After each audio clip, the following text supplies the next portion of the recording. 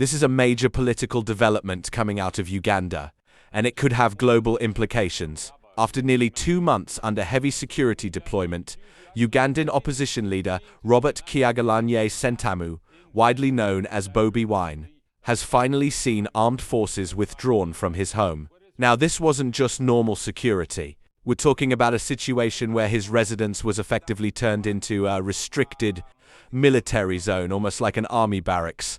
Movement was limited, access was controlled, and for weeks, concerns were growing both locally and internationally. But now that has changed. According to reports, top government officials in Kampala have ordered the withdrawal of these forces. And here's where it gets really interesting. Sources suggest this decision wasn't random.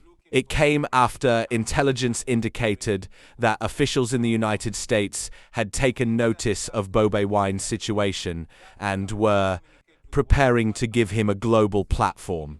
For the first time since the highly contested 2026 presidential election, Bobi Wine is expected to make a major public address on the international stage. The event is scheduled for March 26th in Washington, D.C., and not just anywhere. It will take place at the prestigious George Washington University, specifically at the Elliott School of International Affairs. This is a significant platform, one that attracts policymakers, analysts, and global media attention. The event will be hosted by the ONERO Institute and is expected to focus heavily on political crackdowns and human rights issues in Uganda. And Bobi Wine won't be alone.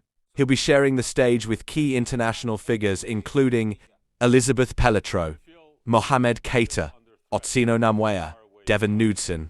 This panel signals something important. This is no longer just a domestic political issue. It's becoming an international conversation about governance, democracy, and human rights in Uganda. Now let's be clear. When a government pulls back security forces right before an opposition leader is set to speak on a global stage, that's not a coincidence. That's strategy. It suggests pressure, whether diplomatic, reputational, or both. And it also shows that Bobi Wine's voice is still carrying weight beyond Uganda's borders. The big question now is, what will he say? Whatever happens, this speech could shape global perception of Uganda moving forward. And it could also influence how international partners engage with the country. So this is definitely a moment to watch. Because when local politics reaches a global platform, things can change very quickly.